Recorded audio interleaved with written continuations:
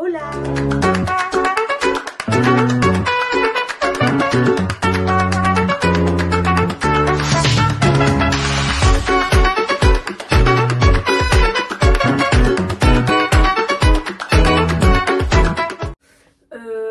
Bonjour à tous et bienvenue du coup sur ma chaîne parce que c'est ma toute première vidéo.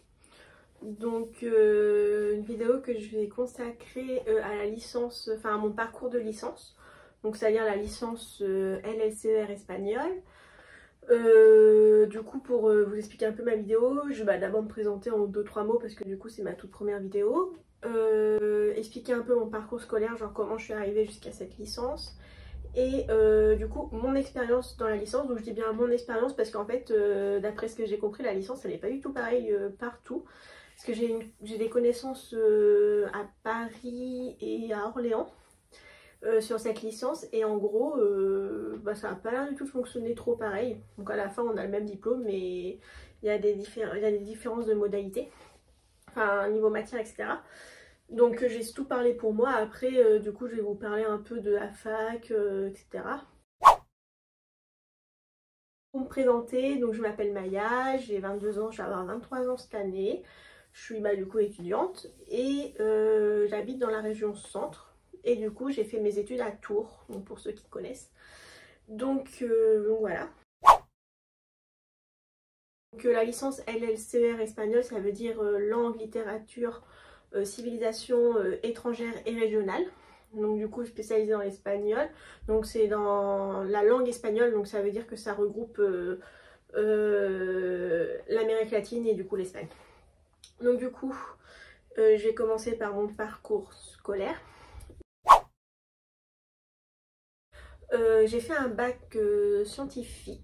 Donc du coup ça paraît super bizarre que j'ai fait des études, enfin une licence de langue, de littérature alors que j'ai fait un parcours scientifique. Mais du coup pour vous expliquer un peu, j'ai fait un bac S, donc première terminale S, que j'ai eu, enfin j'ai dû faire 2 terminales parce que j'ai pas eu du coup mon bac du premier coup. Donc ça n'a pas été très grave parce qu'en fait j'avais pas un dossier non plus ouf.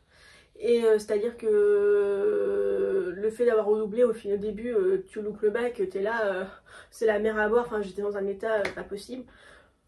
Pas très motivée à redoubler, clairement, pour repasser le bac et tout. Et au final, ça a été une bonne surprise parce que j'ai réussi à avoir des super bonnes notes. Donc d'apprendre un peu mieux les choses que j'avais pas du tout saisies et du coup d'avoir des meilleures notes au bac, beaucoup mieux quand même. Donc du coup j'ai fait un bac S parce que depuis très longtemps je voulais être dans tout ce qui était un peu médical, genre pas médecin parce que je me voyais pas faire beaucoup d'années d'études, mais vraiment tout ce qui est un peu paramédical, par exemple infirmière, aide-soignante, etc. Opticienne, enfin ça touche un peu à la médecine. Et du coup j'ai été acceptée donc après en 2017 du coup après mon bac en école de radiologie médicale.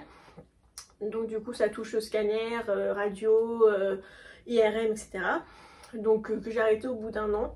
Parce qu'en fait, je vais pas trop vous détailler parce que c'est pas le plus important de la vidéo. Mais en fait c'était super centré sur la matière, la physique en fait. Et c'était beaucoup trop abstrait pour moi et franchement, apprendre tout ça c'était pas un plaisir en fait. Et j'ai eu des stages, donc ça m'a bien plu. Au final, les stages c'était sympa, la relation, enfin le social en fait, ça me plaisait bien. Prendre en charge des personnes, etc. Mais vraiment, c'était le monde médical en fait qui m'a un peu dérangée. Ce qui est un peu bizarre parce que au final, ça fait des années que je me suis dit, vas-y, je vais dans le monde médical et en fait, ça m'a pas plu. Dans le sens où tout ce qui était relationnel, comme j'ai dit, ça m'a bien plu. Mais le monde hospitalier, c'est un amas de stress pour moi en fait. Genre, il y a trop de trucs. Enfin, moi, je prends un peu trop les choses à cœur. Donc, du coup, c'était niveau émotion, pour les gérer, c'était un peu une cata.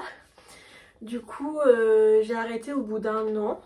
Et du coup, comment je suis arrivée en licence d'espagnol? Donc, j'ai arrêté au bout d'1 an, du coup, l'école de radiologie et j'ai décidé de me mettre sur Parcoursup. Mais évidemment, quand j'ai décidé d'arrêter, tout le Parcoursup était déjà fini. Donc je me suis inscrite sur Parcoursup au moment de trucs complémentaires, là, comment ça s'appelle, phase complémentaire, voilà. Et à partir de ce moment-là, déjà la phase complémentaire il te reste pas grand chose. Donc et là je vois licence LLCR espagnol. Je me dis oh espagnol parfait parce que c'était un peu pas mon deuxième choix mais c'est une matière que j'adorais, j'avais des super bonnes notes, des 17, enfin des 17-18 de moyenne et tout, tout le lycée. Dès que j'ai commencé en 5e, je crois qu'on a commencé, ouais ça doit être ça, j'ai adoré ma prof, j'ai adoré la matière, j'avais des trop bonnes notes, on est parti en voyage scolaire en 3e, c'était génial et tout. J'ai même encore contact avec la famille qui m'a accueilli là-bas, parce que du coup on était dans les familles d'accueil en Espagne. Et voilà, donc du coup je fais pas trop de recherches, je suis candidate et je suis prise. Donc trop contente, je me suis dit bah optique prof d'espagnol, enfin voilà, je suis vraiment allée dedans en mode pépère, je savais pas trop ce qui m'attendait.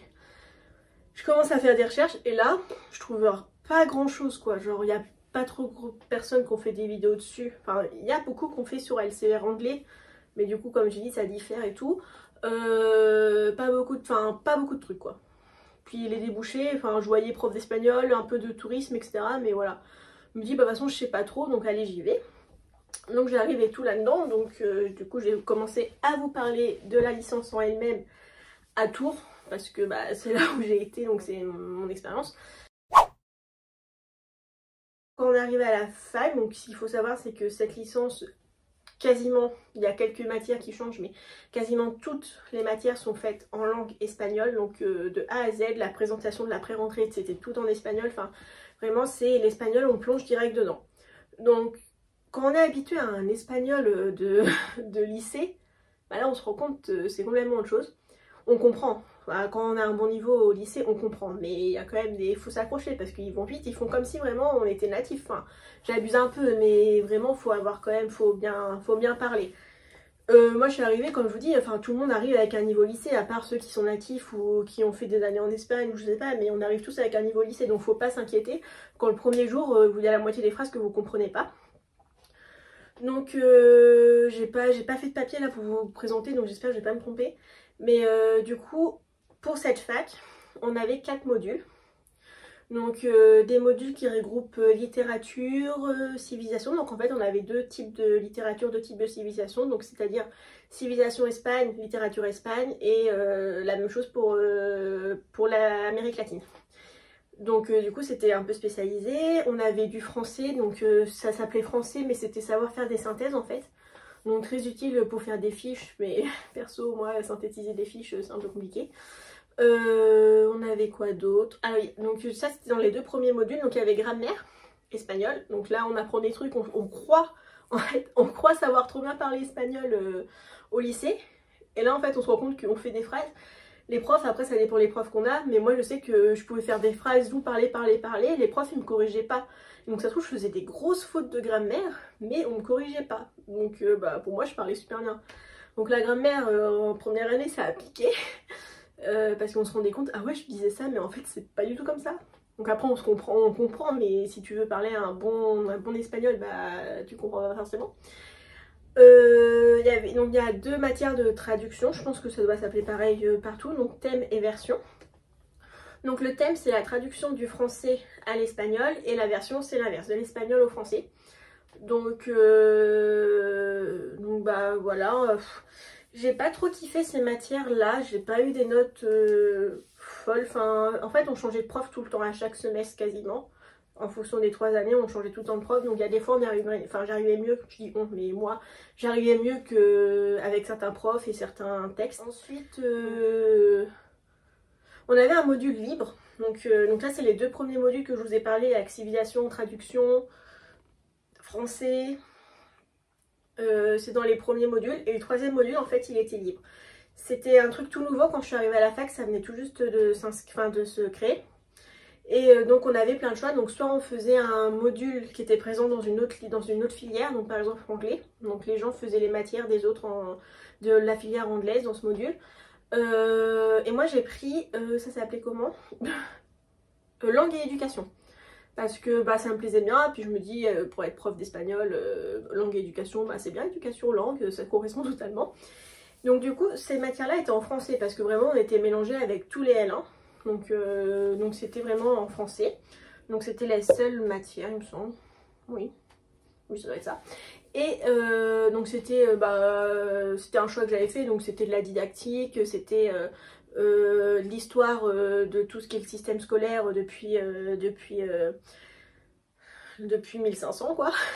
Vraiment c'était vraiment tout ce qui était le fait d'apprendre une langue, comment apprendre une langue, comment communiquer quand on connaît pas la langue de l'autre, tout ça, tout ça. Il y avait aussi des trucs sur la représentation de l'enfant dans les peintures, enfin c'était vraiment voilà, ciblé comme ça. Et le quatrième module, c'était l'ALV2. Donc moi j'ai choisi portugais parce que je suis d'origine portugaise, du coup mon père est portugais. Mais chez moi on parle pas du tout. Donc je comprenais les mots, etc. Je me suis dit tiens, c'est LV2 portugais débutant, et j'y vais. Donc ce qu'il faut savoir, c'est que du coup nous, le portugais était en option. Pourtant notre département, notre département de notre licence, elle s'appelle espagnol-portugais. Mais au final, dans le, comment on appelle ça, dans le livret de présentation, c'était présenté le portugais comme obligatoire et en fait pas du tout. Mais par contre il y a d'autres filières, enfin d'autres facs, c'est obligatoire, hein. C'est dedans dans le cursus. Moi ça m'aurait bien plu d'avoir obligatoire parce qu'on aurait eu plus ciblé, genre comme la grammaire et tout, exactement comme l'espagnol, ça m'aurait fait deux langues en même temps, beaucoup plus, vraiment au même niveau. Parce que du coup là je ressors de la licence avec un niveau très très bon en espagnol, je pense peut-être C2, peut-être C1, je sais pas. Bilingue quasiment, parce que je sais vraiment faire des conversations, je comprends, je sais conjuguer, enfin je sais vraiment bien parler, c'est un peu le but de la licence. Et au niveau portugais, encore débutant en fait, parce que du coup la LV2 portugais, c'est comme votre LV2 que vous faites au lycée ou au collège. Donc vous voyez tout le temps la même chose, vous voyez des conjugaisons, mais vous apprenez pas à les employer dans des phrases, dans des conversations vraiment type en fait. Donc niveau LV2 pour moi, parce que du coup j'ai choisi le portugais, il me faut un travail personnel à côté et que je vais essayer de continuer du coup après. Et puis du coup dedans, des trucs, en fait il y a beaucoup de matière, vraiment énormément de matière. Et on se demande, des fois il y a des trucs, on se demande mais pourquoi ils nous font faire ça, du genre compétences numériques. Donc vu comme ça on se dit ok c'est quoi. Donc c'est savoir utiliser l'ordinateur.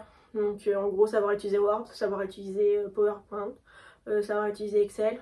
Donc voilà. Et du coup, donc ça c'était pour la L1. Et pour la L2 et la L3, ça se présente pareil au niveau des modules. Juste que du coup on pouvait changer d'option en L2. Et en fait dans ma fac, en fait à partir de la L2, il y a ce qu'on appelle renforcement espagnol. Donc avec des matières encore plus spécialisées dans l'espagnol pour vraiment améliorer ton niveau. Donc du coup, c'était donc disponible comme je dis qu'à partir de la L2. Donc moi en L2 j'ai pris ça, donc j'ai fait L2, L3 avec le module 3, renforcement espagnol. Donc dedans on avait la traductologie, donc c'est-à-dire la comparaison de traduction, mais on l'a eu qu'un semestre et en L3, donc pas très utile. Enfin, ça aurait été bien d'avoir une comparaison de traduction dès la... en fait on apprenait les systèmes de traduction, les procédés de traduction, etc. Donc pas très utile de l'apprendre en L3 alors qu'on fait de la traduction depuis la L1. Il y avait peinture, il y avait de la grammaire comparée, donc on comparait la grammaire entre français et l'espagnol, voir ce qui changeait, etc. En espagnol, on utilise le subjonctif pour tel type de phrase, alors qu'en français, on utilise de l'indicatif. Hein. Vraiment comparer, parce que du coup, forcément, quand on fait de la traduction, et tout le monde aura tendance à traduire mot à mot. Et des fois, ça passe pas, il y a des procédés, etc. Et dit comme ça a l'air super compliqué. En vrai, je dis pas que c'est simple, mais il faut s'accrocher, clairement, il faut s'accrocher. Donc ça, c'est mes matières. Ah oui, on a eu de la linguistique aussi à partir de la L2. Donc c'est vraiment l'étude de la formation, enfin l'étude des mots, l'étude de la langue en elle-même. Genre comment sont formés les mots, il y a de la phonétique, tout ça quoi. Enfin, je vais pas vous détailler toutes les matières parce que c'est pas très intéressant. Mais du coup voilà, on a un bon panel de matières qui regroupe vraiment culturellement vraiment tout de l'Espagne, que ça soit dans la langue pour savoir parler, la grammaire, l'emploi des mots. Ah oui, on avait de la pratique de la langue orale, donc ça c'était super bien, mais c'était super répétitif pendant 3 ans. beaucoup d'histoire, beaucoup de littérature, beaucoup de littérature, et d'ailleurs il faut que je vous parle de ça. Voilà, je pense que j'ai fait le tour. Il faut s'accrocher. Bah clairement on arrive à la fac en L1, on est dépourvu. T'arrives là-dedans, avec un peu de chance tu connais quelqu'un, mais c'est rare. Enfin moi j'arrive là-dedans, je connais personne. Dans une ville, enfin heureusement que j'avais fait une école de radio avant, donc je connaissais déjà Tours, je connaissais déjà la ville, je connaissais déjà des gens. Mais quand t'arrives là, t'es étudiante, t'es petite jeune, t'arrives dans une ville que tu connais personne, t'arrives à la fac, t'es complètement lâché là-dedans, faut s'accrocher, faut déjà être, enfin je dis pas faut se faire des amis, mais c'est vrai que quand tu rencontres des gens, bah ça aide déjà mieux à tenir, etc. Et il faut savoir que bah, les profs à la fac, ils sont pas là, enfin tu décroches. Il y en a, ils vont te pousser parce que nous du coup, enfin nous, moi, ma licence, c'était, on était un peu beaucoup au début, donc on était divisé en deux groupes pour les petites matières du genre traduction, grammaire, les TD, mais sinon on était beaucoup. Et à partir de la L2, tout le monde s'est barré, on était 50. Et là, on est même pas une trentaine. Cette année, on était même pas une trentaine. Genre, en gros, une classe classique de BTS ou de lycée. Donc là, déjà, les profs, ils te connaissent mieux, ils t'appellent par ton prénom, ils connaissent ton travail, ils savent, enfin, ils te connaissent, quoi. Ils savent de quelle manière tu travailles, enfin, c'est déjà plus agréable. Tu te sens plus à la fac. Enfin, nous, on avait même plus cours en amphi, tellement on n'était pas beaucoup. Et donc, tout ça pour vous dire que voilà, faut s'accrocher. Parce que du coup, moi, ma L1, je l'ai eu limite. J'ai eu 10,4 à l'année. Donc, en fait, les 2 semestres, ils se compensent. Il n'y a pas, faut avoir au moins 10 dans chaque matière. C'est par module, en fait.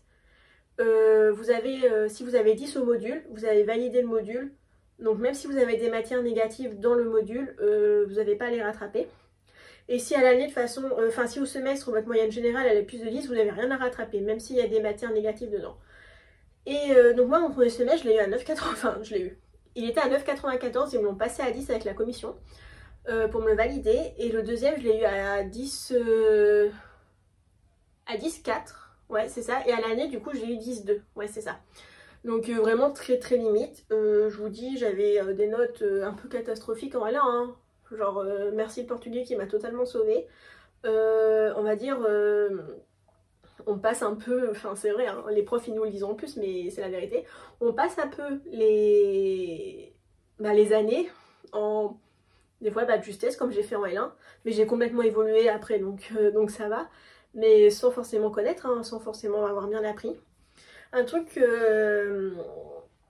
positif dans la licence qui était bien organisé, c'était que vraiment tout ce qu'on apprenait c'était évolutif en fait. On pouvait revoir des trucs en L2, on pouvait revoir des trucs qu'on avait vu en L1, enfin, des petits rappels, des petits trucs. En fait, c'est vraiment, par exemple, quand on faisait l'histoire, on a vraiment commencé par exemple, la civilisation Amérique latine. On a vraiment commencé l'histoire des civilisations Inca, Maya, etc. jusqu'à aux dictatures, les dictatures des années 1900. Donc vraiment, on a évolué. On a vu les dictatures en L3 du coup. Et vraiment on a un panel et ça se suit. Genre c'est pas on voit un thème là, après dans l'année d'après on retourne avant. Enfin vraiment c'est bien organisé on va dire. Pareil pour tout ce qui est littérature. Oui, ça suivait pas mal il me semble si je ne dis pas de bêtises. Donc ça c'était bien. Vraiment c'était dans l'ordre, c'était assez cohérent. Qu'est-ce que je peux vous dire ? Donc oui, il faut s'accrocher. Donc je disais, je parlais de notes. Donc en fait, les notes, par exemple, j'ai eu les deux semestres de L1, civilisation, c'était civilisation quoi? Espagnol, j'ai eu 3 ou 2. Littérature, donc voilà, c'est aussi pour ça que je fais cette vidéo. Parce que après là maintenant c'est un nouveau bac, alors je connais pas trop comment ça se passe. Mais du coup je sors de S, donc moi c'était vraiment matière scientifique. SVT, j'adorais les SVT d'ailleurs. Et j'arrive là-dedans, littérature, j'aime pas lire. Déjà t'arrives dans une fac de littérature, t'aimes pas lire, super. Les méthodologies, commentaires de texte, tout ça j'y connaissais rien. Du coup bah eux forcément t'arrives en fac de langue, de lettres, enfin de littérature et tout, t'es censé connaître, donc niveau méthodologie ils te réexpliquent pas plus que ça, tu te démerdes. Donc au début moi j'étais là-dedans, en fait j'étais de là, j'aime pas, bah vas-y ça me saoule en fait, donc je faisais pas d'effort, faut se l'avouer. Et ce qu'il faut pas faire, mais en vrai, c'était vraiment le premier semestre, je faisais pas trop d'efforts, genre en fait ça me gavait en fait, ça j'aimais pas. Donc voilà, mais au final, pareil, donc du coup en littérature j'avais des notes un peu pourries, genre en dessous de la moyenne, ça c'est sûr. Et déjà rien qu'en semestre, j'ai évolué, genre j'ai eu la moyenne. Donc du coup, déjà voilà, faut pas se démoraliser. T'as 3, essaye de faire mieux. Ce qui est compliqué, c'est que du coup, il y a des matières, donc je parle pour ma licence, parce que je sais pas si c'est partout pareil, hein, mais il y a des matières, ils sont en contrôle continu, c'est-à-dire qu'on avait 2 notes dans le semestre, donc un semestre c'est 12 semaines. Au bout de 6 semaines, on avait une petite éval et à la 12e semaine, on avait une autre éval. Donc on avait 2 notes. Donc si tu te foirais sur une note, bah, tu pouvais rattraper avec l'autre. Mais la plupart des autres matières, donc ça c'est le cas pour la traduction, pour la grammaire, les petits trucs. Mais dans les autres matières du genre civilisation, littérature, bah t'as qu'une note, c'est un examen terminal, donc c'est un type partiel quoi. T'as qu'une seule note et bah tu te foires en fait, t'as rien pour te rattraper. Donc faut pas se démoraliser parce que déjà on a de la chance que les notes se compensent, les matières se compensent et qu'à le final il faut juste que tu aies 10 de moyenne. Si t'as 10 tant mieux, si t'as pas 10 bah, tu vas au rattrapage. Et du coup tu repasses les matières où t'as pas eu la moyenne dans les modules où t'as pas eu la moyenne. Donc déjà c'est vachement sélectif, hein, tu repasses pas tout, tu fais un peu voilà. On va dire que ça c'est un peu de la chance parce que par exemple en radio, et je sais pour infirmière il me semble que c'est pareil, il faut que toutes tes matières t'aies 10. Donc à partir du moment que tu n'as pas eu la moyenne à une matière, tu la repasses. Et à la fin, il faut vraiment que tu aies toutes tes matières où tu as au moins eu 10. Enfin, tu as eu la moyenne. Sinon, tu repasses. Donc on va dire que la fac, on a de la chance que c'est pas comme ça. Sinon, bah, peut-être qu'il n'y aurait pas autant de monde à la fac.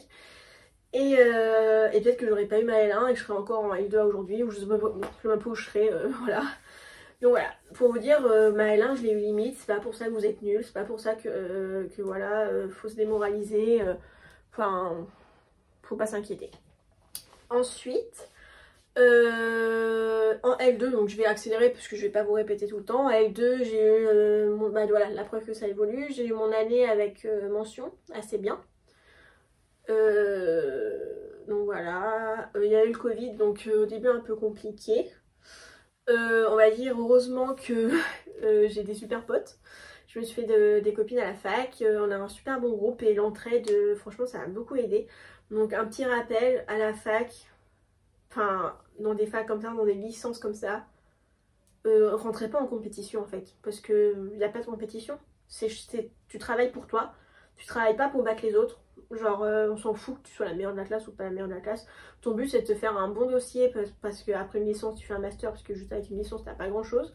Donc ton but c'est d'avoir un bon dossier, il n'y a pas de compétition de je passe pas mes cours aux autres, etc. Tant que tu te gères toi-même, et voilà, il n'y a pas de concours, c'est pas un concours. Genre, tant que tu as la moyenne, tout le monde passe. Tout le monde passe tant qu'ils ont la moyenne. Donc il n'y a pas à se battre, à ce je ne sais quoi.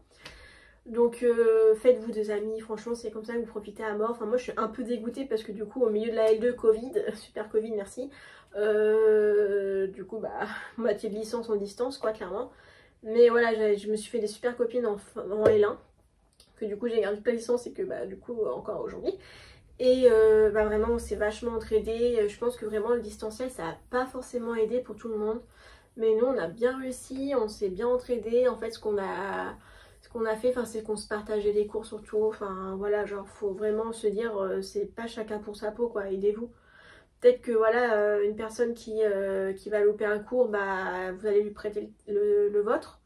Mais vous à côté, si vous loupez un cours, vous serez bien content qu'elle vous prête le sien. Donc faut de l'entraide. Après, si c'est quelqu'un qui profite, clairement, qui vient jamais en cours, qui profite, enfin qui abuse de vous, voilà, je comprends que donnez pas votre cours, enfin faut un peu s'investir quoi, t'es pas la prof des autres. Donc voilà, mais vraiment l'entraide, l'explication. Parce que parfois, genre les profs ils t'expliquent un truc, tu comprends pas bien, mais quand tu demandes à ta pote, elle t'explique, là tu comprends mieux, enfin d'une autre façon. Enfin surtout, ne restez pas dans votre coin, faites-vous des amis, enfin je dis que ça comme ça en mode c'est super facile, mais voilà, mettez-vous pas dans la tête, c'est une compétition parce que pas du tout, genre tu travailles pour toi, tu travailles et t'arrives tant mieux, genre c'est pas parce que quelqu'un est meilleur que toi qu'il a 2 points de plus sur ta moyenne que par rapport à toi que ça va tout changer, enfin on s'en fiche, clairement on s'en fiche. Et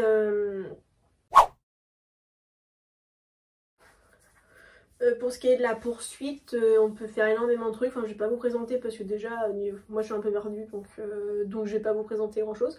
Mais du coup, de base, cette licence, ça prépare particulièrement au CAPES espagnol pour aller en licence en Master Master MEF second degré. Et, euh, et donc, les profs, ils te préparent beaucoup à ça. Donc, nous, on a eu une présentation de ce master en L2, il me semble, en début de L2. Et ça m'a pas plu du tout, voilà, parce que c'est vachement littéraire. Et moi, voilà, je vous avoue que la littérature, j'ai un peu subi, même si j'ai eu des bonnes notes, les deux, enfin, en L2 et en L3, voilà, c'est pas mon dada. C'est pas ce que je kiffe le plus. Et c'est la continuité de la licence, 3 ans de licence, ça m'a suffi. Donc, du coup, c'est pas ce que je compte faire. Moi, j'ai candidaté pour faire un master MEF premier degré, c'est-à-dire pour être professeur des écoles. Et je pense que ça me correspond un peu mieux parce que c'est plus global, genre il y a beaucoup de matières, on va faire de tout. Et moi j'aime bien un peu tout ce qui est la pluralité parce que je me lasse super vite, voilà, c'est un choix personnel. Mais en gros la licence, enfin, elle fait un pas de porte, hein. C'est pas parce que j'ai fait 3 ans d'espagnol que je peux pas aller en master pour être professeur des écoles. Genre vous pouvez faire tout ce que vous voulez. Mais il y a la traduction, il y a... Après il y a des trucs, genre moi je m'étais intéressée à journalisme et ça il faut un concours, enfin voilà ça se spécialise pas à tout mais il faut dire que la licence est tellement générale que vous pouvez aller un peu dans tout mais parfois oui il faut d'autres compétences, il faut peut-être une attestation, un concours, enfin il faut peut-être faire un an de prépa, enfin voilà. Mais le truc c'est qu'avec qu'une licence c'est compliqué de faire un truc. Et on peut pas forcément spécialiser des fois sans avoir une licence. Donc voilà, faut se donner les moyens pour avoir la licence. Et même si c'est peut-être une phase pas facile à passer pour certains, après il faut se dire qu'à la fin, t'as ce que tu veux. Donc faut se donner les moyens. Voilà. Organisation, révision. Donc moi en L1 j'arrive là-dedans, je connais rien. Donc ce que j'ai fait c'est que j'ai un peu révisé au dernier moment. Donc tu révises au dernier moment, tu es là à réviser jusqu'à 5 h du matin parce que bah, du coup tu n'avais rien fait avant. Donc un peu compliqué. Du coup à partir de la L2 ce que j'ai fait c'est que j'ai fait des fiches. Bon j'ai essayé de me tenir, des fois j'étais un peu en retard dans les fiches. Mais ce que j'ai fait c'est que j'ai fait des fiches à chaque fin de cours en fait. À chaque fin de cours tu reprends, tu fais des fiches. Bon je vous avoue que sur mes fiches je répétais un peu tout le cours. Parce que c'est compliqué de réduire et tu as l'impression que tout est important. Surtout dans des matières où il faut que tu fasses des commentaires. Genre t'as juste une pauvre phrase, il faut que tu balances ton cours, tu balances tes connaissances. Et bah si tu mets pas les trucs importants sur tes fiches, et bah tu mets pas les trucs importants dans ton partiel. Donc un peu compliqué. Après pour ce qui est des révisions, pour ce qui est de l'organisation, pour ce qui est des fiches, c'est un peu chacun se trouve. En L1, je faisais pas de fiches, je révisais sur mes cours sur Word, au dernier moment c'est pas passé. Hop, tu cherches autre chose. Tu sais que déjà le dernier moment c'est mort. Quand t'as 18 matières, voilà, tu sais très bien que le dernier moment c'est mort, mais t'as envie de tenter, tu te dis bah vas-y je vis ma vie, il n'y a pas de partiel, les partiels c'est qu'à la fin, vis ta vie. C'est une mauvaise idée, clairement je vous dis. Du coup ouais, faites des fiches, résumés. Un truc que je peux vous dire aussi, si c'est un peu dur de prendre en note et tout ce que les profs ils disent.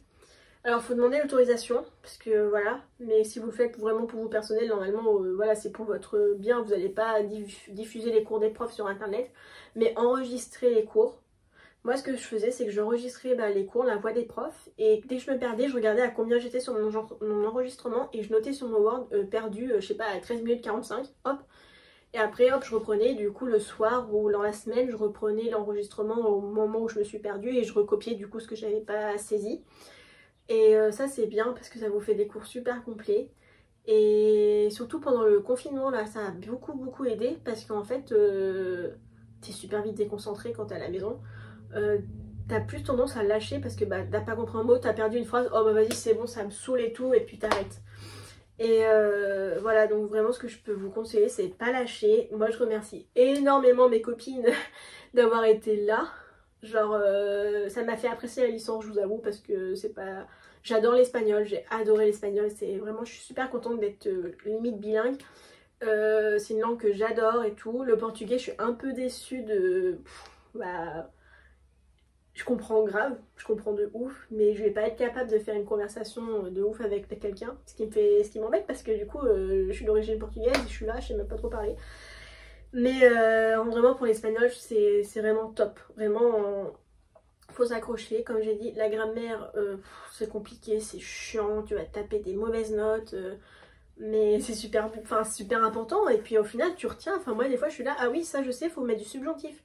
Et ça te permet de communiquer. Après, ce que j'aimerais beaucoup, c'est de partir à l'étranger un petit peu, genre en Amérique latine, et vraiment pratiquer vraiment là, pratiquer bien. Même si nos profs, la plupart de nos profs, c'était des natifs. On avait des Colombiens, on avait des Uruguayens, on avait des Espagnols. Enfin, vraiment, ce qui est vraiment bien, c'est que c'est vraiment de la langue. Tu entends vraiment du vrai espagnol et c'est bien. Alors, c'est pas comme moi, là, je vais vous parler espagnol, j'ai zéro accent, je sais même pas rouler les R. Donc voilà, mais ouais, franchement, c'était vraiment bien. Ça fait un pas de porte, donc voilà. Je vous dis juste, faut pas lâcher parce que vous avez une mauvaise note, bah vous allez vous rattraper. Et la preuve, j'ai eu mon premier semestre de L3 assez haut. J'ai eu des notes, j'ai jamais eu ça, genre des 17 et tout, des 15, des 13 en littérature et tout ça. Donc franchement, top. Là, j'attends mes notes de S6 du coup, le dernier semestre de L3. Et je m'inquiète pas du tout. Enfin voilà, après voilà, il y a des matières vous allez beaucoup mieux réussir, d'autres bah pas trop. C'est comme tout, hein. Genre on peut pas être parfait partout, on peut pas tout comprendre, on peut pas tout aimer, mais voilà. J'ai pas répété pendant 3 heures. Si vous avez des questions sur la licence, surtout que je suis à combien là 30 minutes 40, je vais réduire un peu la vidéo. Hein. Si vous avez des questions sur la licence et tout, n'hésitez pas, genre je suis super active sur les réseaux, donc vous pouvez m'envoyer des messages sur mon Insta et tout, je vais tout mettre en info et tout. Et je m'y connais pas trop à YouTube, alors pour parler sur YouTube, je sais pas comment ça se passe, mais sur Insta je réponds aux messages, donc il n'y a pas de problème. Donc voilà, je sais que du coup les personnes qui sont bacheliers cette année, c'est pas du tout le même bac, donc je sais pas du tout comment ça se passe pour vous. Mais si jamais vous allez en licence LCR espagnol, faut s'accrocher, faut bien réviser, il faut pas juste faire la fête. Et, et ne rentrez pas en compétition, voilà, c'est tout ce que j'ai à vous dire. Donc voilà, j'ai trop parlé, j'ai énormément parlé, je pense que je me suis beaucoup répétée, mais je voulais vraiment faire cette petite vidéo parce que moi j'avais pas eu trop d'infos sur la licence en arrivant. Et même si j'ai pas eu d'infos, j'étais pas préparée, au final j'ai réussi à m'accrocher et trouver mon rythme de travail, donc c'est le principal. Et grâce à cette licence, j'ai aucun regret parce que je me suis fait des super copines. On part en vacances cet été d'ailleurs, donc voilà. Je vais sûrement faire d'autres vidéos si jamais ça vous plaît et tout, des petits vlogs, tout ça. Donc si jamais vous voulez me suivre, bah je vous invite à me suivre. Et voilà.